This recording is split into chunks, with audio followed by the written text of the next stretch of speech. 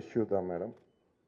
அது உங்கள் பக்கத்தில் இருக்கிற எம்எல்ஏ எங்களுடைய ரெகுலர் அன்னபூர்ணா கஸ்டமர் வர்றப்பெல்லாம் சண்டை போடுறாங்க அந்த அம்மா கடையில். ஏன்னா எங்களுக்கு நீங்கள் ஸ்வீட்டுக்கு 5% வச்சுருக்கீங்க ஜிஎஸ்டி, இன்புட் கொடுக்குறீங்க. ஃபுட்டுக்கு 5% வச்சுருக்கீங்க, இன்புட் கிடையாது. இந்த காரத்துக்கு 12% வச்சுருக்கீங்க. அடுத்தது பேக்கரியில் பார்த்தீங்கன்னா ப்ரெட்டும் பன்னும் விட்டுட்டீங்க. மீதி எல்லாத்துக்கும் அப் டு 28% வச்சுருக்கீங்க. இந்த அம்மா வர வேண்டியது ஜிலேபி சாப்பிட வேண்டியது, அடுத்தது காஃபி கொடுக்கணும், காரம் வேணுங்கிறது. காரத்துக்கு 12ன்னு சொன்னால் உடனே சண்டைக்கு வர்றது. இது டெய்லி எங்களுக்கு நடக்குது பிரச்சனை. ஒரே பில்லில் ஒரு ஃபேமிலிக்கு டிஃப்ரெண்ட்டாக ஜிஎஸ்டி போட்டு கொடுக்கறது கஷ்டமாக இருக்குது. ஒரு பன்னுக்கு ஜிஎஸ்டி கிடையாது, பன்னுக்குள்ளே ஒரு க்ரீம் வச்சுட்டா அதுக்கு 18% ஆயிடுது. கஸ்டமர் என்ன சொல்கிறாரு, நீ க்ரீமையும் ஜாமையும் கொண்டா நானே வச்சுக்கிறேங்க. கடை நடத்த முடியல மேடம். அதனால் ஒன்றா எல்லாத்துக்கும் ஒரே மாதிரி ஜாஸ்தி பண்ணிடுங்க. இல்லைண்ணா இன்னொன்று, இதே அம்மா வந்து உங்கள் எம்எல்ஏ அம்மா தான் இதெல்லாம் பண்ணுறதுங்க. அவங்க எங்கள் தொகுதியில் இருக்காங்க. கடையில் வந்துட்டு வடநாட்டில் அதிகம் ஸ்வீட்டு சாப்பிட்றாங்க, அதனால தான் அம்மா இங்கே அதுக்கு 5%, காரத்துக்கு 12 பண்ணிட்டாங்கங்கிறாங்க. நான் சொன்னேன் இல்லைங்க, அப்படியெல்லாம் இல்லை.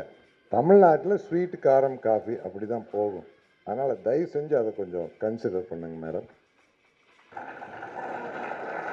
ஸ்டேட் வாரிய டாக்ஸ் போடுறது இல்லைங்க. இல்லைங்க மேடம், இந்தியாவுக்கு பூரா சேர்த்து நீங்கள் ஏற்றி விட்டாலும் சந்தோஷம். சார் ஒரே மாதிரியே பண்ணுங்க, தனித்தனியாக வைக்காதீங்க. ஏன்னா வீடு ஒரு ஃபேமிலி வந்து கம்ப்யூட்டரை திணறது மேடம் பில் போடுறது. அதுவும் அந்த ஜிஎஸ்டி ஆஃபீஸருக்கு இன்புட் கிரெடிட் எடுக்கிறப்போ ஒரே கிச்சனில் தான் எல்லாம் பண்ணுறாங்க. இன்புட் எடுக்கிறப்போ அதே கேஸு, அதே ஸ்வீட் மாஸ்டர், அதே கடலை மாவு, அதே மைதா மாவு, இன்புட் எப்படி மேடம் எடுக்க முடியும்? அதில் ஆஃபீஸர்ஸ் திணறிடுறாங்க. ஸோ அவங்களுக்கும் ஹெல்ப் பண்ணணும் நம்ம. சார் இன்னொரு விஷயம், ஹோட்டல்ஸ் மேடம் ஆல்ரெடி சொல்லிட்டேன், இருந்தாலும் சொல்கிறேன்.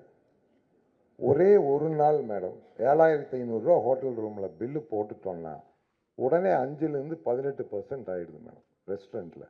இப்போ ஹோட்டலுக்குன்னு மெனு கார்டெல்லாம் டேரிஃப் கார்டு யாரும் அடிக்கிறது இல்லை.